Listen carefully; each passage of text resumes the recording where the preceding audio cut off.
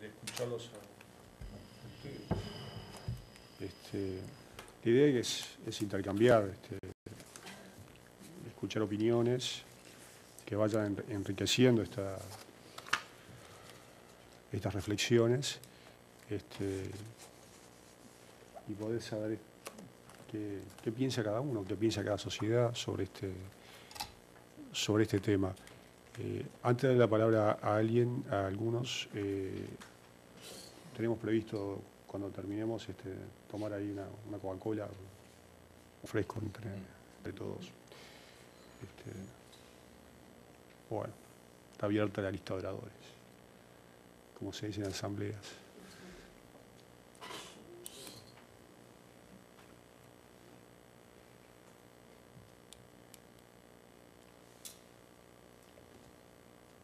Está todo claro, profesor. Está todo claro, ¿no? Está todo claro, ¿no? Qué maravilla. Proceda nomás. Proceda. Sí, sí. De cardiología es. Mi nombre es Gonzalo Varela y vengo en representación de la Sociedad Uruguaya de Cardiología. Y bueno, la Sociedad Uruguaya de Cardiología tiene una cierta historia vinculada a la educación médica continua, desarrollo profesional médico continuo. Entonces, capaz que desde el punto de vista de las sociedades científicas es interesante compartir las cosas buenas que hemos vivido y las frustraciones que hemos vivido en esto y cuáles nos parecen que son algunos caminos que debemos, desde nuestro punto de vista, transitar. Algunas cosas es que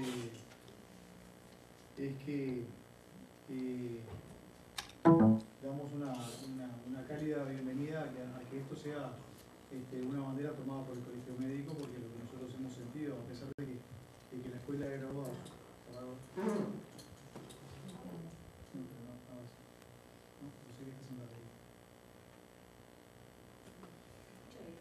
a pesar de que la escuela de graduados ha de alguna manera regulado toda esta situación de las instituciones acreditadas y todos aquellos que estamos acreditados frente a la escuela de graduados presentamos nuestros trabajos allí y son evaluados exhaustivamente. Nosotros hemos, y reconociendo el extenso trabajo del grupo del GTIP durante todos estos años, nosotros hemos sentido como una falta de liderazgo en el tema. Nos hemos sentido algunas veces un poco solos en este sentido, sin tener unas directivas claras. Hoy hablábamos con el profesor Torres en cuanto a la necesidad de formar una masa crítica de gente que estemos pensando en hacer cosas. Queda claro después de la encuesta nacional médica de que todo el colectivo médico vive esto como una necesidad y es un camino que vamos a tener que transitar necesariamente. Todos estamos convencidos que esto lo vamos a tener que hacer y creo que es mejor que lo regulemos nosotros entre nuestros padres, sino que esto nos llegue en algún momento a ser una necesidad impuesta desde el colectivo del consumidor o del colectivo estatal. Seguramente lo vamos a realizar nosotros mejor. Algunos riesgos que me parece que debemos tratar de evitar, y esto es una buena cosa, es la excesiva de toda esta situación, ¿no? O sea, que me parece que el éxito de todo esto depende en que seamos realmente ejecutivos y que no nos perdamos en una serie de regulaciones y de mecanismos de certificaciones sobre recertificaciones de cosas que a veces no sabemos de cómo terminan devolviendo.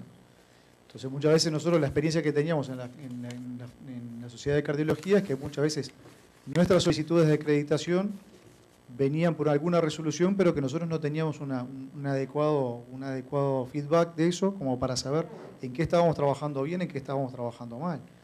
Nunca tuvimos tampoco un adecuado mecanismo de evaluación acerca de lo que hacemos. Si bien nosotros instrumentamos un mecanismo de evaluación nuestro, nunca tuvimos un adecuado mecanismo de evaluación. Entonces esto tiene que ser un camino que empecemos a transitar, utilizando experiencias que ya tenemos, pero con algún mecanismo de evaluación importante.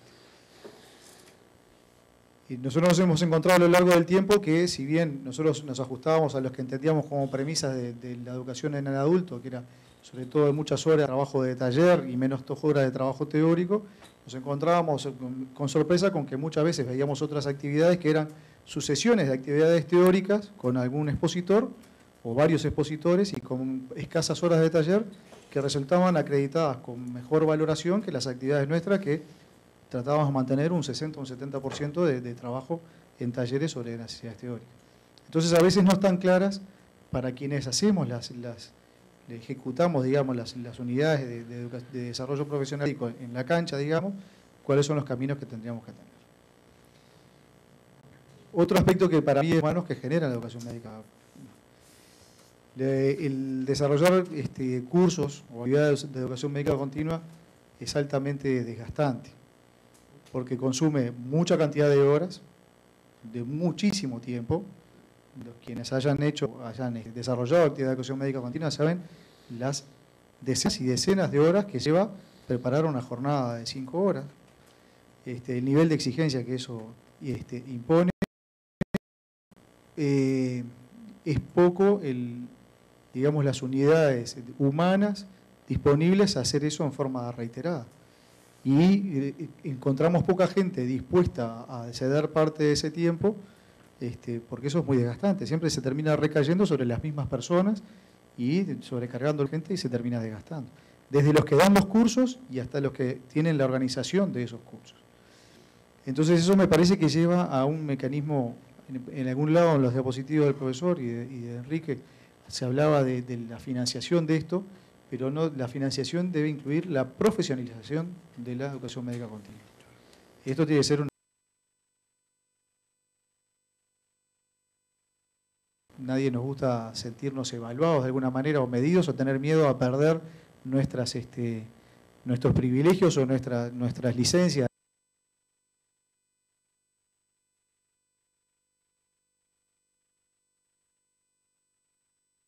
Y por lo menos permitiendo que la información acceda al público o a las instituciones prestadoras de asistencia. Eso probablemente en algún momento pueda llevar a caminos donde haya diferentes esquemas de remuneración entre médicos acreditados y ese médico de recertificación.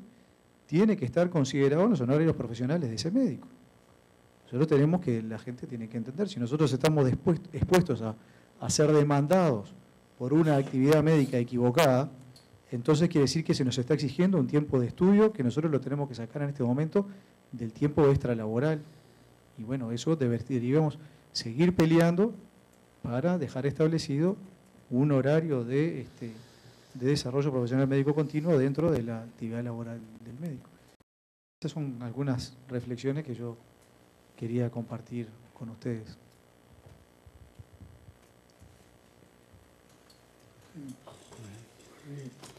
Muchas gracias, José Luis. Doctor Perrier. Laura.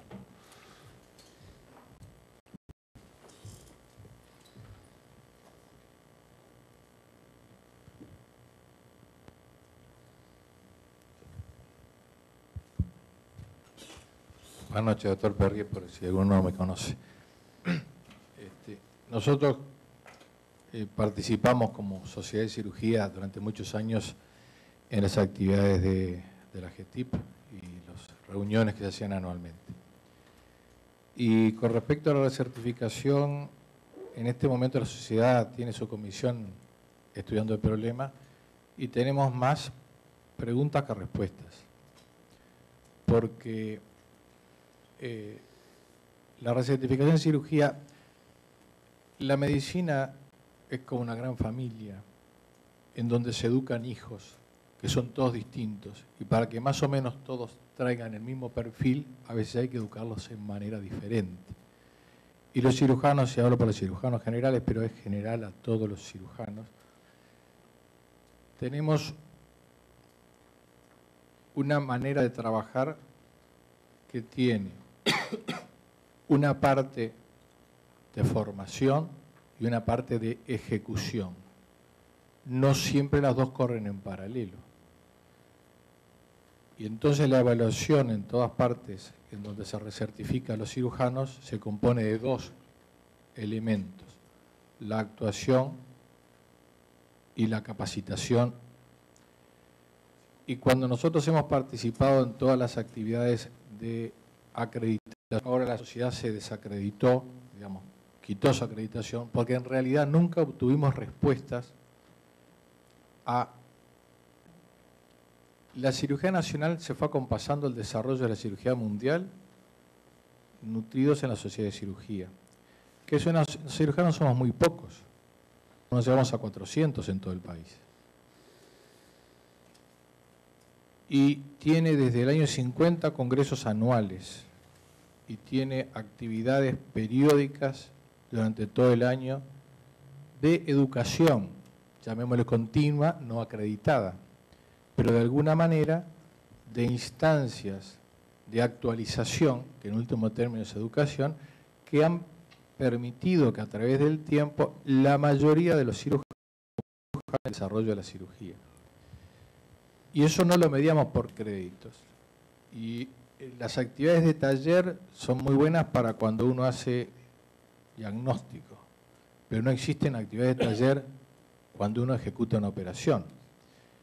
La mejor evaluación que tienen los cirujanos de su capacitación técnica es cómo marcharon los enfermos, que lo saben el resto de los cirujanos y el resto de los médicos que trabajan en un hospital, en un sanatorio. O sea que tenemos una evaluación continua en los actos, divulgada, muy pública. Entonces, la evaluación además, a través de las acreditaciones, nunca nos conformaron y nunca nos entendieron que la acreditación debía incluir actividades en donde uno también oye, no solo donde participa. Porque en nuestra actividad, ver videos es una manera de aprender a operar, porque antes no había, pero antes uno tenía que ir a una operación. Y esas son muy difíciles de evaluar. Por eso que en lo que respecta a los cirujanos, existen esas dos instancias, que son distintas al resto. Y las instancias de discusión nuestras son un poco a veces más referidas a problemas técnicos que no lo podemos discutir sobre un enfermo, es en la teoría, para después ejecutarlas. Y las jornadas que tenemos anualmente, que tenemos varias, y los que me oyeron hablar de este tema, había sumado las horas de educación que ofrecíamos a los cirujanos y eran muchas, no las medíamos por crédito, pero pensábamos que habían servido para que la cirugía nacional se acompasara. El otro problema que tiene un sistema de acreditación, de certificación o de recertificación, es saber, no tenemos duda que debería mejorar la actividad asistencial y debería mejorar las relaciones con nuestros pacientes, porque apunta a tener mejor calidad. Pero, ¿qué pasa si uno no llega al límite? ¿Qué se le dice? ¿Que no puede operar más? ¿O se tienen que establecer niveles? Porque yo no hago trasplantes y no puedo hacer, no estoy capacitado para hacer trasplantes. Es decir, hay niveles de cirugía también que se pueden hacer. Y la certificación, la recertificación puede también establecer niveles. Porque una persona que nunca la hizo no debería hacerla. Entonces, se nos plantean muchos problemas en la actividad quirúrgica que debemos delimitarlas nosotros y plantearlas al colectivo después, por lo menos para los cirujanos generales. Porque entendemos el problema y sabemos cómo se puede mejorar, o a veces decirle a un colega, tú hasta este nivel puedes operar, por arriba no. Y eso, pero no sé si será aceptado.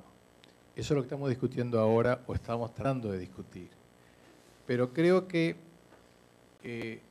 cada especialidad tiene sus particularidades.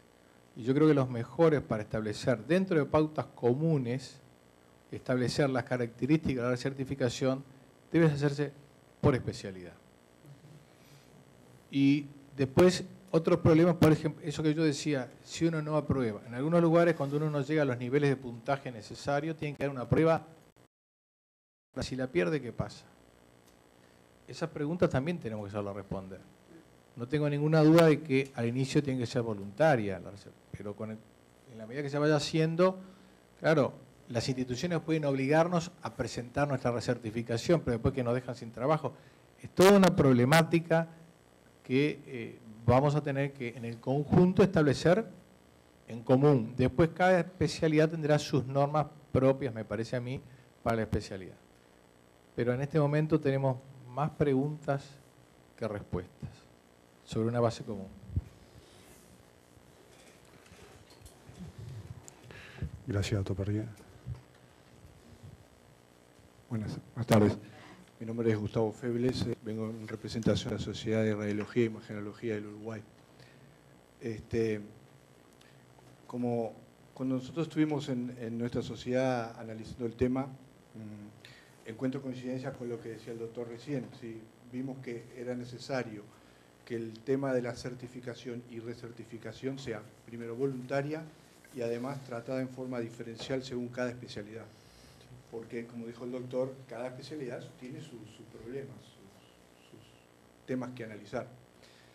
Y en ese sentido, en la Sociedad de Radiología ya hemos decidido plegarnos a un sistema que ya está en práctica, que ya está en funcionamiento y que ya tiene unos 4 años de funcionamiento, que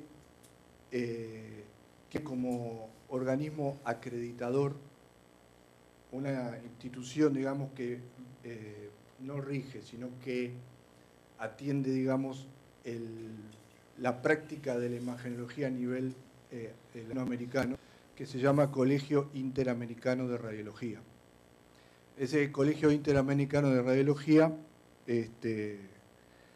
desarrolló un sistema de acreditación, se llama CIRCAI, se llama Sistema Integrado de Radiología para la Certificación y Acreditación Iberoamericana, en el cual ya hay varios países de Latinoamérica que se han plegado y ahora hace poquito tiempo hemos decidido plegarnos a ese sistema. Ese sistema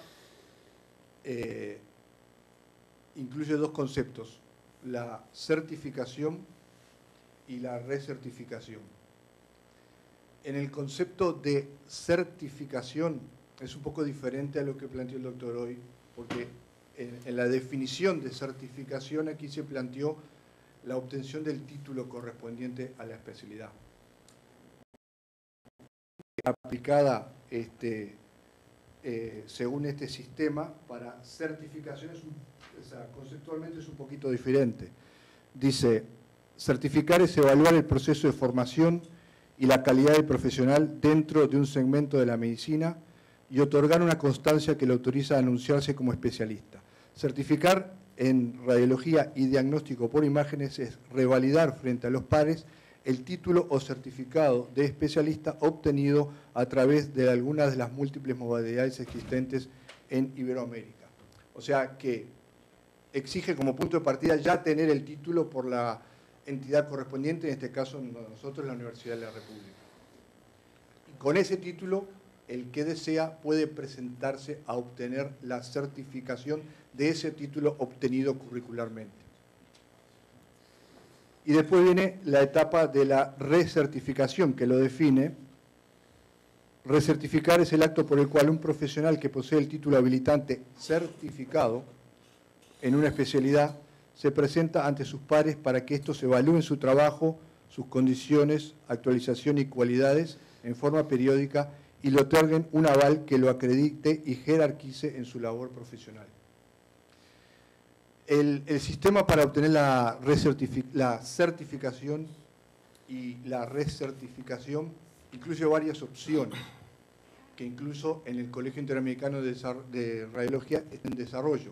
Actualmente, el sistema de obtención de esa certificación y recertificación es la sumatoria de puntos. ¿Sí? Está la certificación inicial y luego las recertificaciones que se hacen cada 5 años.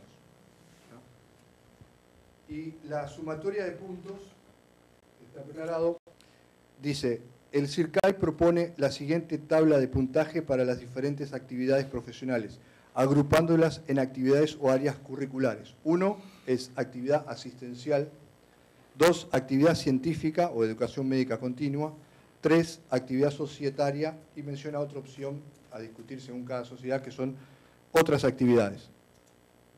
Además aclara lo siguiente: se requerirá un mínimo de puntos en cada área curricular. En la actividad asistencial, 20 puntos. En la actividad científica, 160 puntos.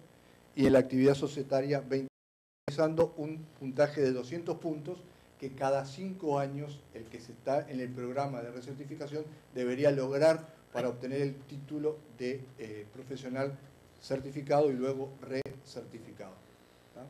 Y luego hay una descripción bien detallada de qué puntaje se le da a cada punto, ¿no? Por ejemplo, dentro de la actividad científica, en este caso, a diferencia de lo que se estuvo hablando hasta ahora, no hay un programa específico de educación, sino que se promueve a que los interesados hagan uso de herramientas disponibles que ya están en funcionamiento.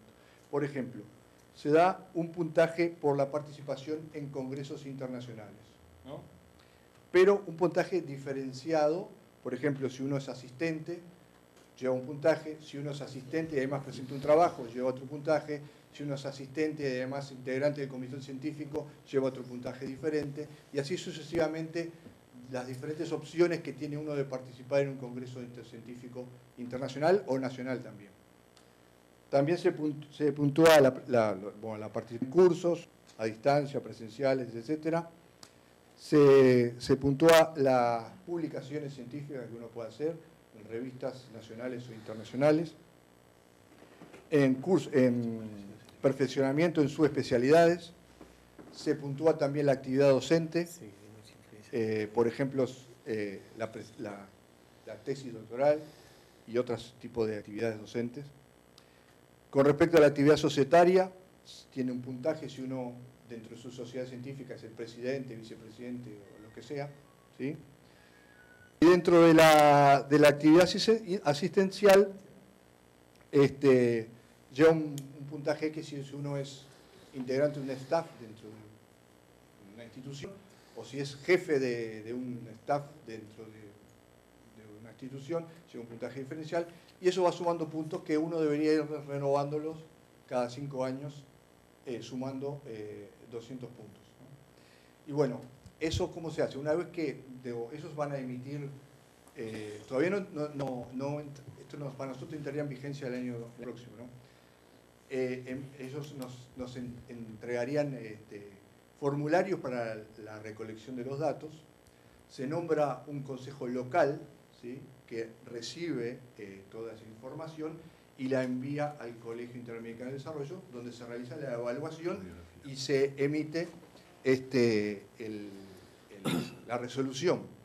Y se da un título de profesional certificado, luego un título de profesional certificado y recertificado, y ese título se entrega a fin de año en el Congreso de la Sociedad de Radiología de Norteamérica, del cual el CIR, el Colegio Interamericano de Radiología, forma parte también.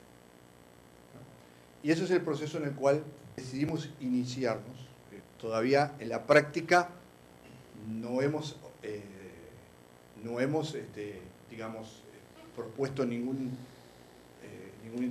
persona que se vaya a recertificar este año, porque además hay plazos que hay que cumplir, que ya este año ya no podemos cumplir. Nuestra actividad en este sentido empezaría el año próximo. Eso es lo que quería compartir aquí.